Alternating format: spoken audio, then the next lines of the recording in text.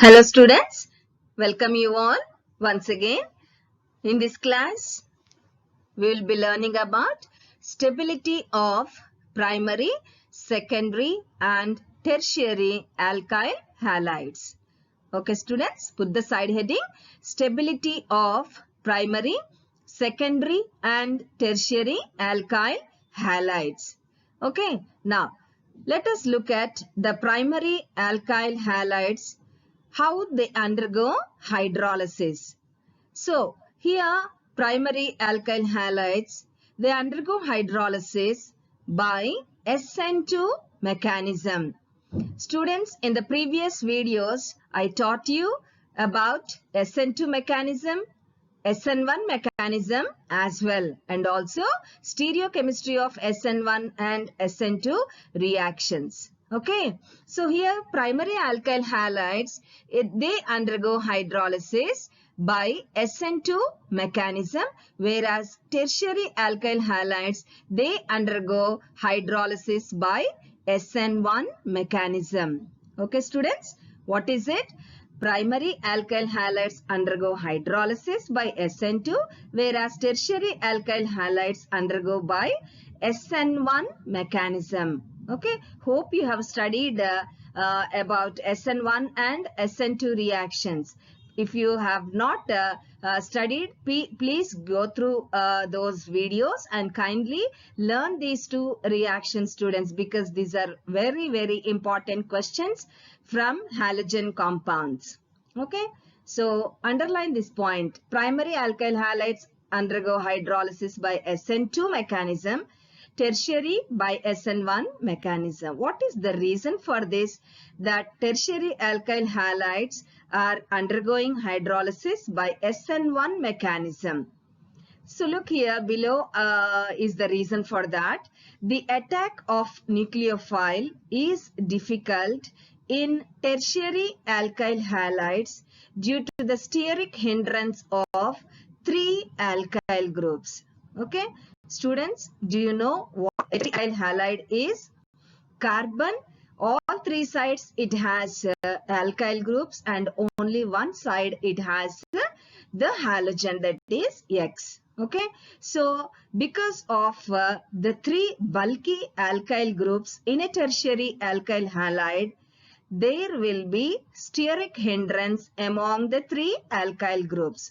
Hence, the attack of nucleophile is quite difficult in tertiary alkyl halides, and hence it undergoes hydrolysis by SN1 mechanism.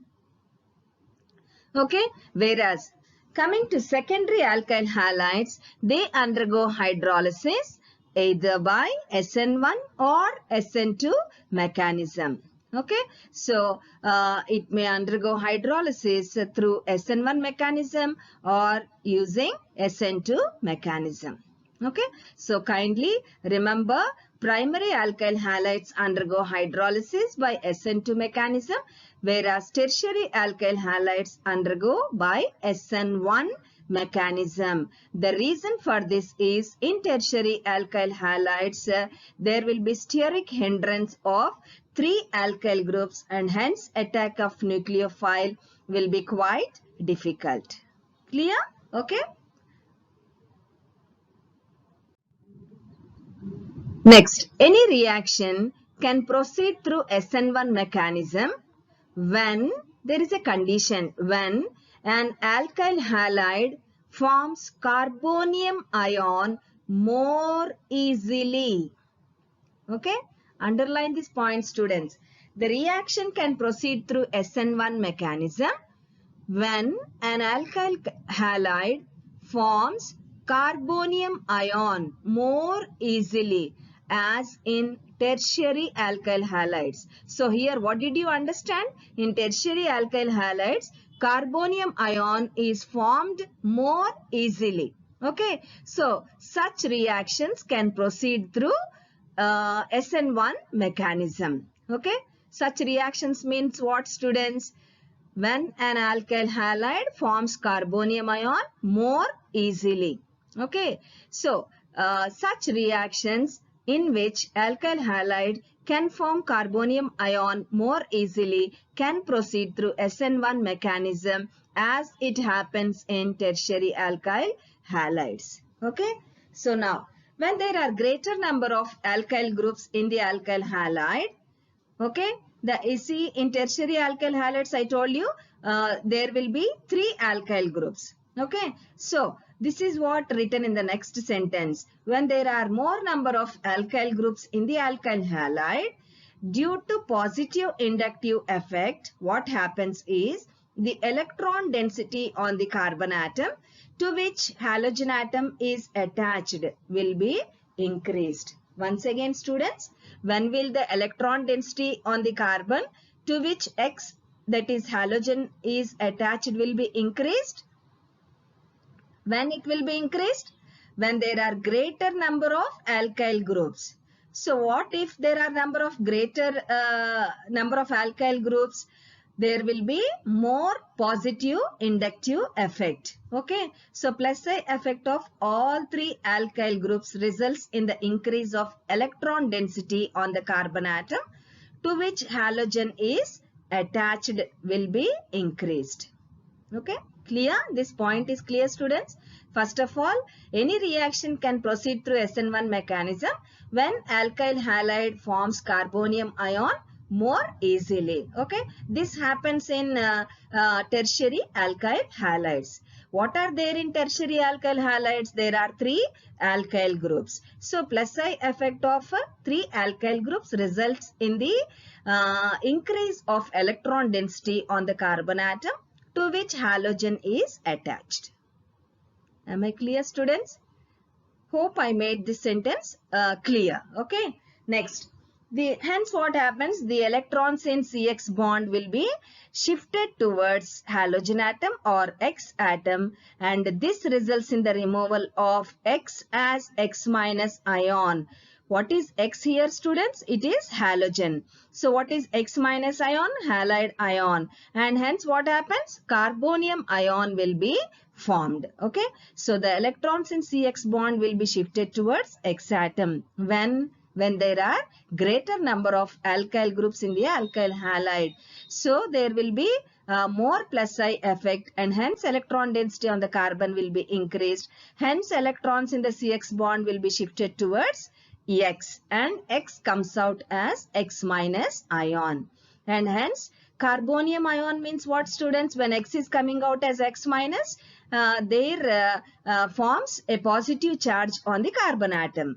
Then it is called as carbonium ion. Okay, clear? All the sentences what I have written.